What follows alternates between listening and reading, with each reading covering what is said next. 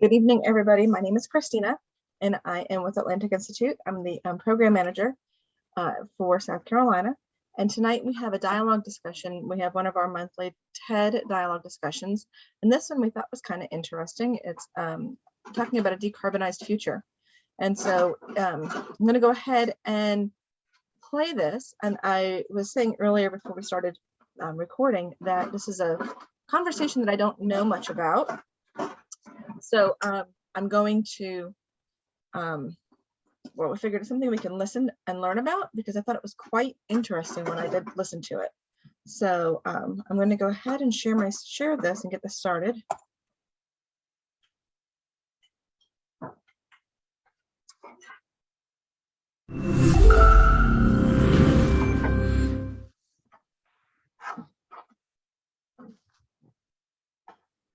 A few months ago, my daughter asked me a very simple question.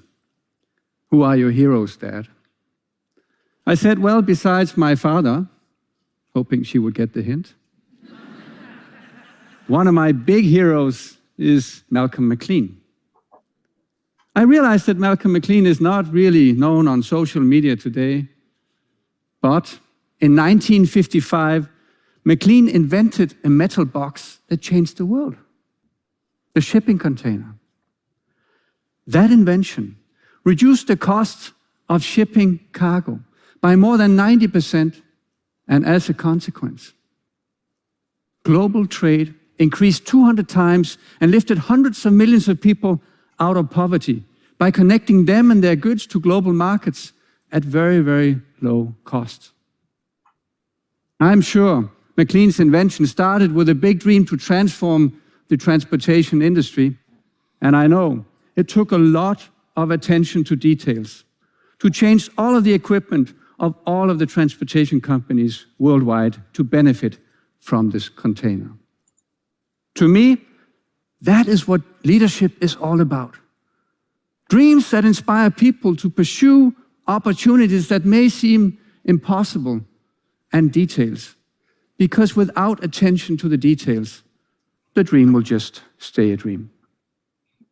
McLean's dream was to transform the cargo transportation industry by making it affordable. It is time to transform it again. We urgently need to make it sustainable. More than 9% of CO2 emissions globally come from transporting goods around the world. So, what is the dream? In 2018, the management team of A.P. Møller-Mærsk, the global shipping company I lead as a chairman, made a commitment to make the company carbon neutral by 2050. For some people, 2050 sounded like a long time into the future. But in fact, this was a very ambitious dream for a shipping company. To be carbon neutral by 2050, we needed to invent a zero-carbon container vessel by 2030. Because then it would take roughly 20 years to replace all of the 750 vessels that we operate. So the dream was truly big and really inspiring. But to be honest, in 2018, we did not know how to do this. We had to work hard on the details. Now, at that time, we had already focused a lot of attention on reducing CO2 emissions from shipping. In fact, we had achieved more than 40% reduction per container moved since 2008. That was done by building bigger and more efficient vessels and by slow steaming, which means sailing the vessel slower so it consumes less fuel. But we were reaching the limit. Obviously, you could sail so slow that you don't sail at all and you would save all of the CO2 emissions. But that didn't seem like a good solution.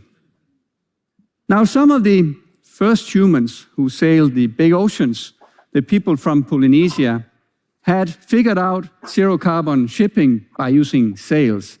And it is true that sails can reduce the fuel consumption somewhat, but it cannot deliver on the efficiency and accuracy needed in today's global supply chains.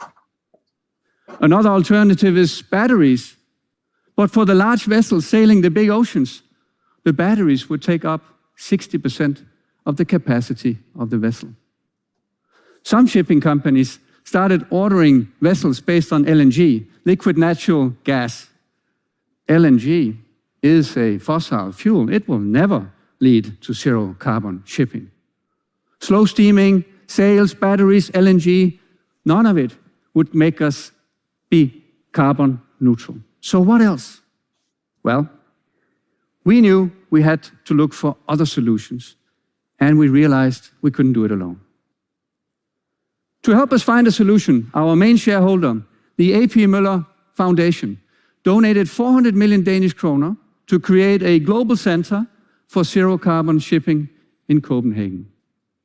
That center would bring together companies and specialists from all over the world, not just from the transportation industry, but also from energy, from chemicals and engineering. And now, less than 3 years after our big dream, we have found a solution. It is called Power-to-X. Now, Power-to-X is not a new technology, nor did we invent it. It is a combination of known chemical processes to convert green electricity to a green fuel. First, you convert the green electricity from solar or wind to green hydrogen. That is done through electrolysis. And then the green hydrogen can be converted to various types of green fuels through chemical processes. The benefit of Power-to-X is that it produces a green fuel that is liquid at normal temperature and can be used in a combustion engine. So instead of spending 20 years to replace all of our 750 vessels and create a big pile of waste, we believe we can retrofit existing vessels by adding a combustion engine designed for green fuel. And with that, achieve zero carbon shipping much, much earlier.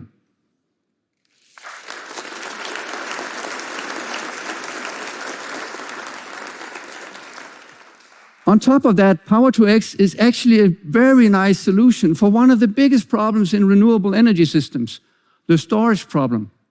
When there's too much wind and sun, you can convert the unused electricity to a liquid green fuel that can be used in many different industries. So, what are the challenges? Well, I often hear the same concern when it comes to sustainability. Can we afford it? And yes, it is true that this green fuel is more expensive than the bunker fuel we use today. In fact, it is 2 to 3 times more expensive with current technology. Like always, we need to scale these solutions to get the cost down. But even if the green fuel would be 2 times more expensive than the bunker fuel, it should not be a showstopper. Come on. Even at that price, a pair of sneakers transported from Asia to the US or Europe would only cost 5 cents more. So for me, the argument around affordability is just a bad excuse for not making the necessary decisions and investments.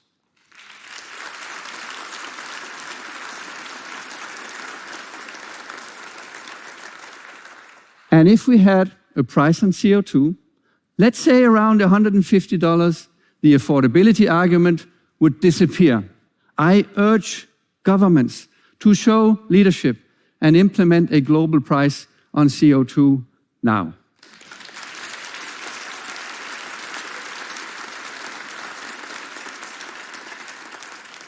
Because with that, we could focus all of our attention on the real issue, which is not the price, but the scale. At Maersk, I asked this following question: how much green electricity do we need to fuel all of our 750 vessels with green fuel? Our fleet today consumes 10 million tons of bunker oil. To replace that with green fuel, we estimate that we need 220,000 gigawatt hours of green electricity. That is the equivalent of 10% of the installed base of solar and wind in 2019. And Maersk is 20% of the cargo shipping industry, so to fuel the cargo shipping industry alone, would consume 50% of the entire installed base of green electricity. And that's just cargo shipping. In other words, we need a dramatic exponential scale of installations of solar, of wind, of hydrogen production, of green fuel production to solve this problem. We estimate that the total investment will be in the neighborhood of $2 trillion, which, granted, is a lot of money. But actually, it is the equivalent of 4 years of capital expenditure in the oil and gas industry today. I predict that for the next 10 years, the demand for green fuel will be significantly higher than the supply. Isn't that wonderful? Higher demand than supply normally means great business opportunities for everyone who choose to participate. And it proves one of my key assumptions in today's world. It has become good business to invest in sustainable solutions.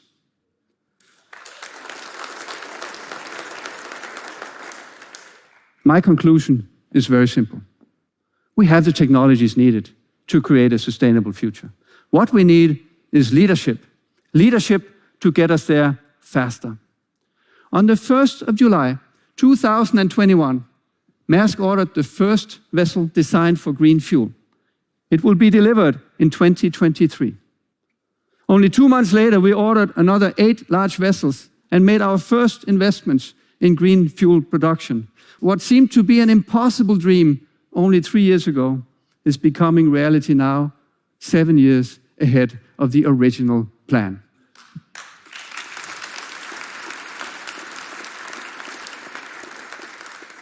This is a leadership moment.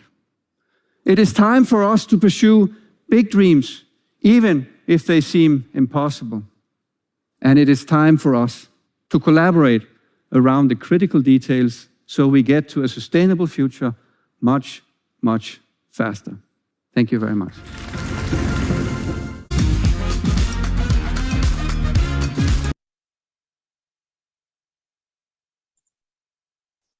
Let me hit escape, get out of there, and stop share.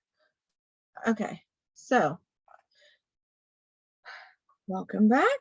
Here we all are.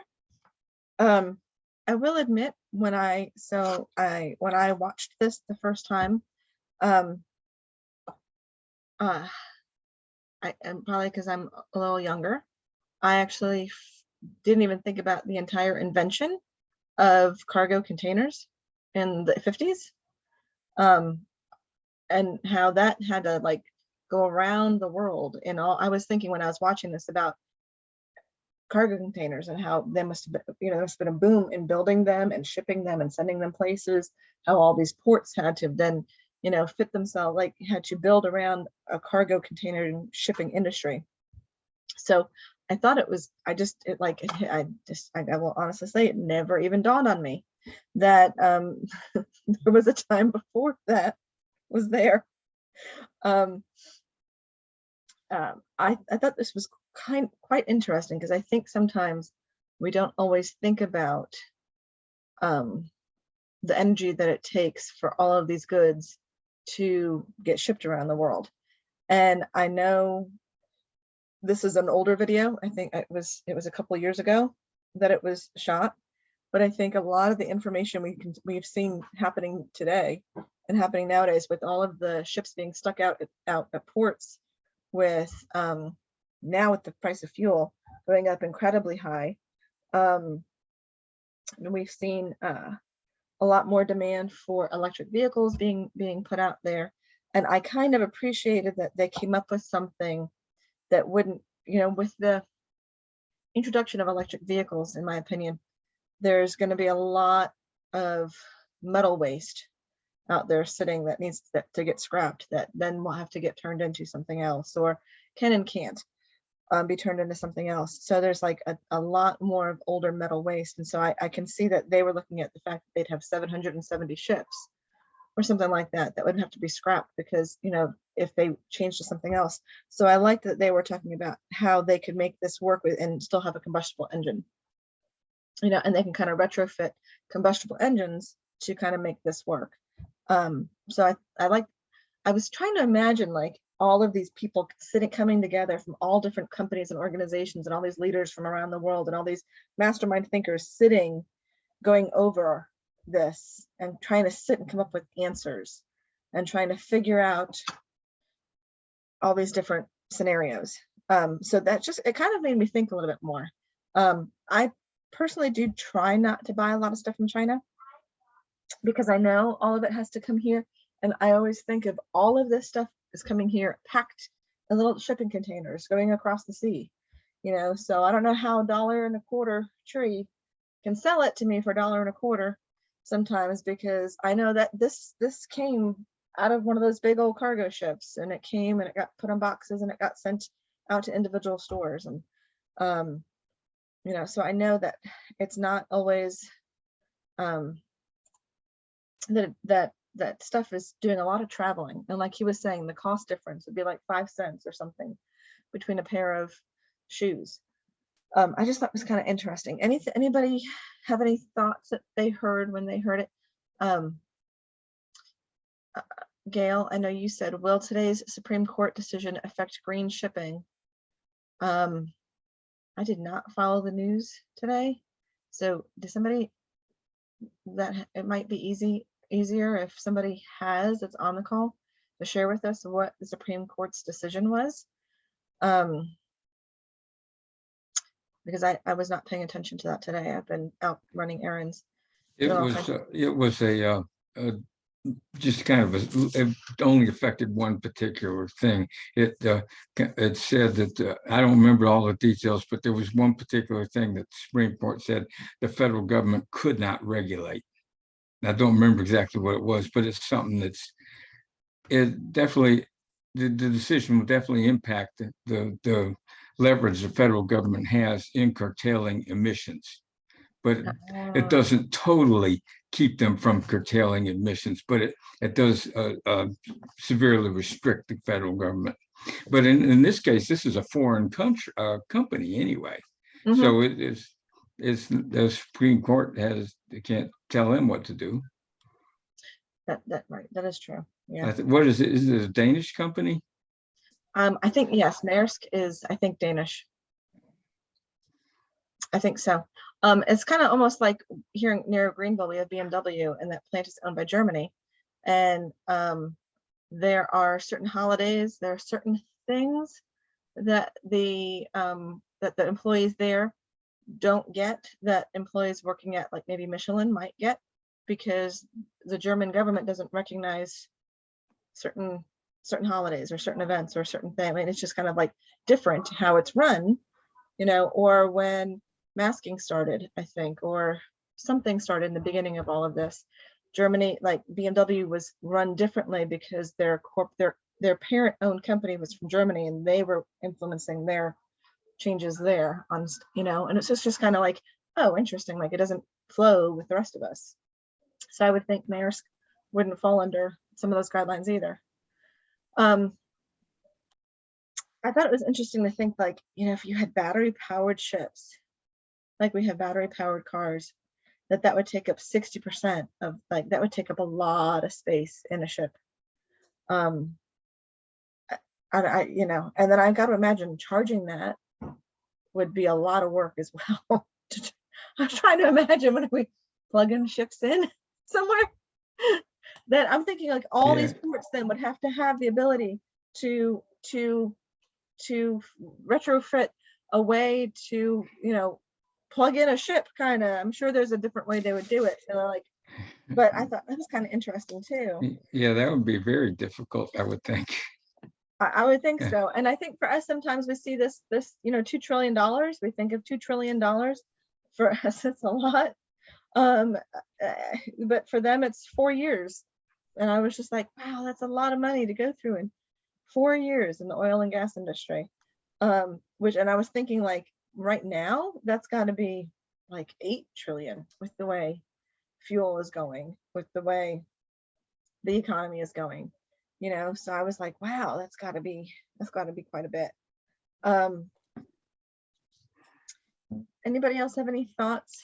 You know, one thing I was thinking about watching that is it's really nice that a company, an independent company, is willing to do that, wants to do that without the government forcing them to do it.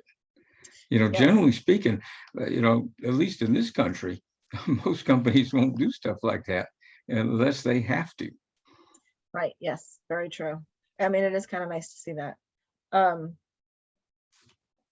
And then, so correct me if I'm wrong. I wrote down it would take 10 million tons of oil, right?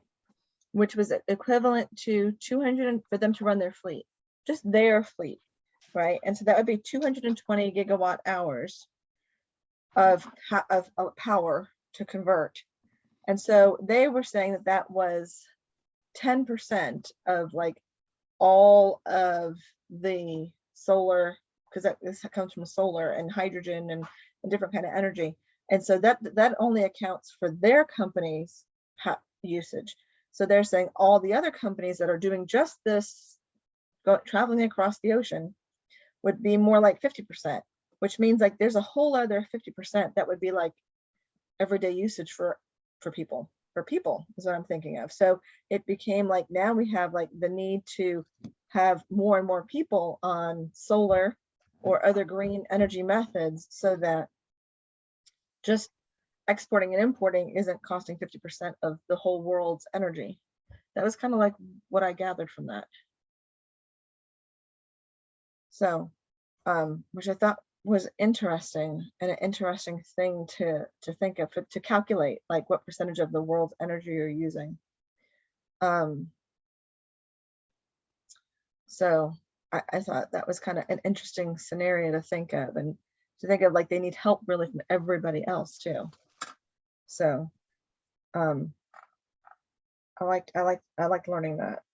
All right, Anton or whoever's on the iPhone, I'd like to see if you guys have any kind of or Eric, if you guys have any kind of thoughts that you'd like to share. Anything hit you? Anything that you thought was interesting?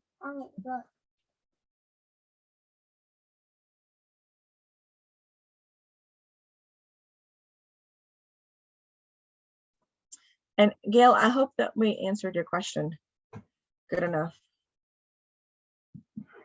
I just wanted to check and make sure. Oh, and then Eric left. Not a problem. I was wondering who he was waving to. He was waving goodbye. That's I what think he was doing. waving goodbye. Yeah. Yes. Sometimes you get Zoom trolls, and I will say he tried to message a couple of times and I completely ignored him because I kind of had a feeling he was, and I'm like, no, I'm leading this. Do you think I'm really going to sit here and message back and forth? I was getting ready, had the trigger finger on the whole knock him out of the whole group thing. So I'm glad he took himself out. I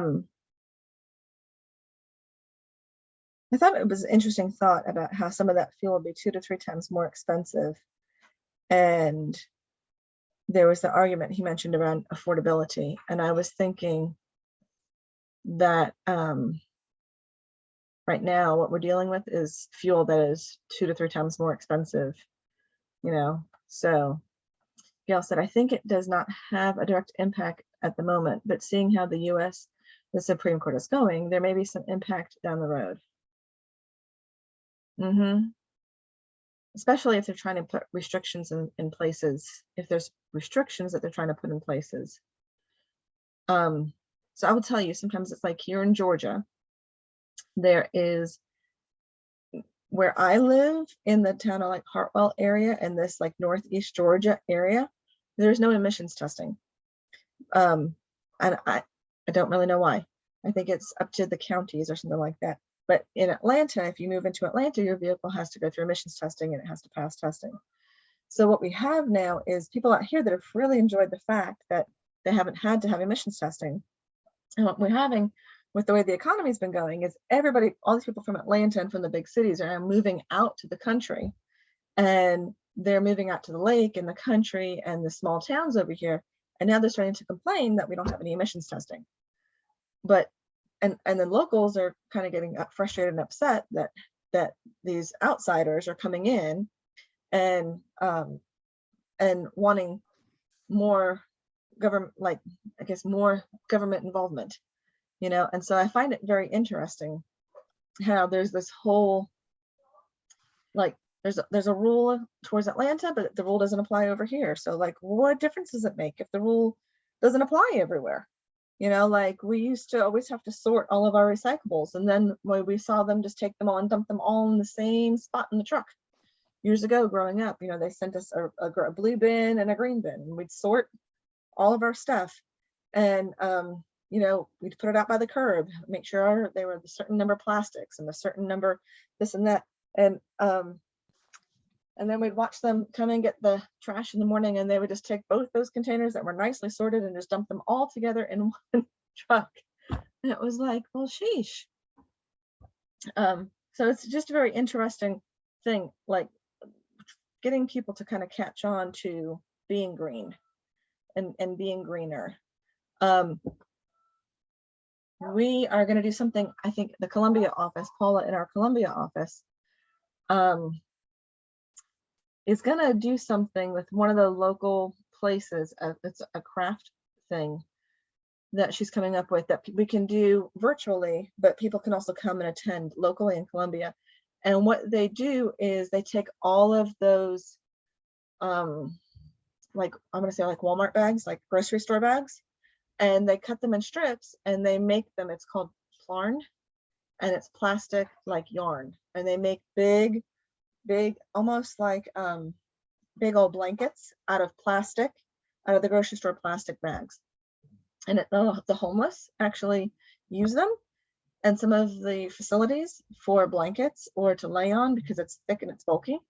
And I thought it was interesting to do that because in some states in the US, plastic bags are completely outlawed.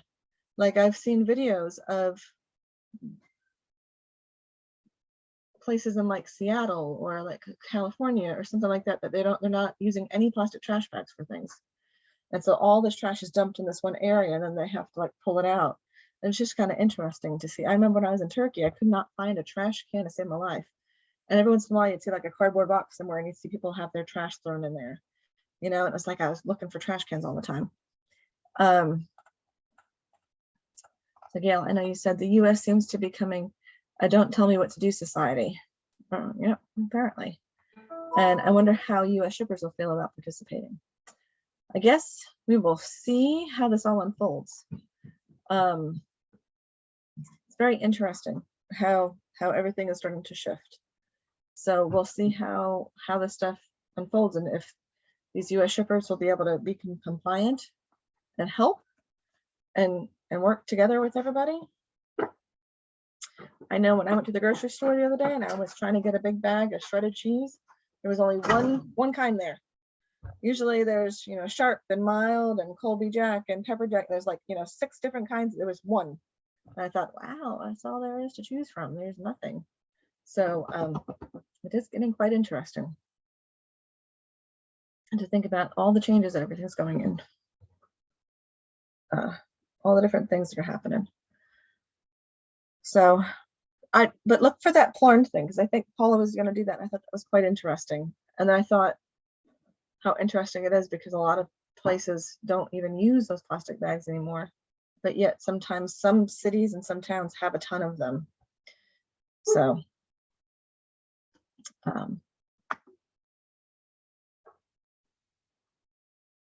anything else? I was wondering if this liquid green fuel, like if they make extra. I'm not an engineer, but I'm guessing the combustible engines on the boats are like larger, bigger, like he was saying, these bunker fuel. I don't know, is that like diesel? So I was thinking it's probably kind of like along those lines. And I was thinking, I wonder if this liquid green fuel that they're wanting to create and make, can that be used, if it can be used in the combustion engine, can that be used in our regular vehicle engines? for a cleaner, easier drive. That was something I was wondering if that would end up shifting that way. Because I know that people are buying more and more hybrid and electric vehicles, but then I also know that there's a very strong movement coming on to that people are saying, well, we're plugging it into the walls of houses or buildings that are using fossil fuels to help make that electricity. So that means we're just using more. I mean, so there's like a lot of back and forth over this stuff. So I'm curious to see how it will go. All right, and so to get major, Gail said, to get major change, you usually have to convince and engage college-age people of its importance. Positive change usually comes from the young people. The 1960s and 70s, it was the young people who protested the Vietnam conflict. It was the young people who originally brought climate change to the forefront. It was the young people who brought about the end to the draft. So if we really want change, we had better get into the colleges and universities and convince the young people of the importance of such changes. And that is a very true statement. We do some work on the college level with some of the students there and the professors there, and sometimes there isn't even time for them to think of these things. I've actually gone on campus before, and I've led some small group dialogue events with some of them, and some of these students are so wrapped up in having to apply for this or having to apply for that, or worried about their stuff that they don't know, like they're just, I want to say some of these younger generations at 18 are not as mature as you were at 18, nor as mature as I was at 18. So some of it is, there's a lot of growing up going on in colleges right now, because these kids, they've had to, one of the biggest things I know I've had professors say is their phones used to be toys and fun. And now at the college level, they're having to use them for adult stuff. And it's not fun anymore. There's not fun on it. They're having to use it to pay bills. They're having to use it to check in classes. They're having to use it to check emails. They're having to use it like for the real world stuff. And they've said it's really difficult for some of these students to go from real life, like life and growing up, and then like now real world, and it's hitting them. It's hitting them hard, and so they're really stressed. A lot of these students are really stressed. So, yes, it would be good to get some of those and figure out ways to convince the young people that are not at the colleges and universities too, because I think there's a stronger amount that have decided not to pursue a secondary education. So there's also those students as well. Any thoughts on that? I don't know if you had a thought on that, Bob, or I don't know if Anton has a Well, thought. I was just going to say something when you talking about the students being stressed. When I was 7.5 years ago, when I started taking classes at USC, and one of the first things I noticed when in the first class I took was how stressed the students were. I could see it. I can't see it anymore because I'm around it all the time. Now I'm used to it. But I did notice that right off the bat, that they were very stressed. And for good reason. They've got a lot on their minds. So much work to do, so many papers, exams, and then they got a lot of them have jobs, and then then of course when they get close to graduation, they have to start thinking about a job, and of course a lot of them, they're hoping to get married. So there's just all kind of stuff going on with them in such a short period of time. Yeah, I was going to say, because I forgot you've been in classes, so I'm sure you see it too, that there is a lot of stuff. Like there seems to be a lot more deadlines, a lot more things you need to apply for. Yeah. A lot. I'll tell you what, if I had to go to school as a full-time student going for a degree, taking a full load, I couldn't do it. There's no way. Right. Because it's a balance. It's a big balance between everybody. Yeah. Yep, for sure. Yep, for sure. So I know, because that was their biggest thing when I was talking with them, was how to balance all this. how to balance having a life and having to balance all this other stuff, and filling out these applications correctly, and filling out this for this internship correctly someplace else, and this, you know, correctly someplace else. It was a lot. And then you add to that, there's some professors, and I've had her for a few classes. She has a really bad habit of waiting till Sunday night to tell us what the readings are for the Tuesday class. You know, so you have one day, and it's supposed for a student that says working, or Right. maybe it might be a student that maybe has, you know, plenty of time on Saturday and Sunday to do a lot of reading, but they can't read for her class because she doesn't let them know what to read until Sunday night. You know, you have that on top of everything else. Yep. I have a friend here. Her son got a scholarship to Embry-Riddle University in Florida, and he got like $190,000 scholarship, and it should cover like all 4 years. And so he's going from this small town, not having to have a job, not having to do anything. He's going from just this, like, you know, playing with his brother, doing stuff, to then he's going to be living down in Florida for the next 4 years, learning and doing all this engineering, and probably end up working for NASA and get going. And I'm like, there went like, whoop, his instant grow up. Like these next 4 years are going to be like tough. I was just like, whew. It's like, it's kind of scary how it goes. It goes quickly. So, but it's true. It's going to take that younger crowd to help get some of the stuff taken care of. So, if I have nothing else, I'm going to let you all go. Tomorrow we should be sending out an email with the tour of faith schedule. I have 11 to 12 different faiths for July. So when you see it, you guys go ahead and fill out, like every tour is going to need a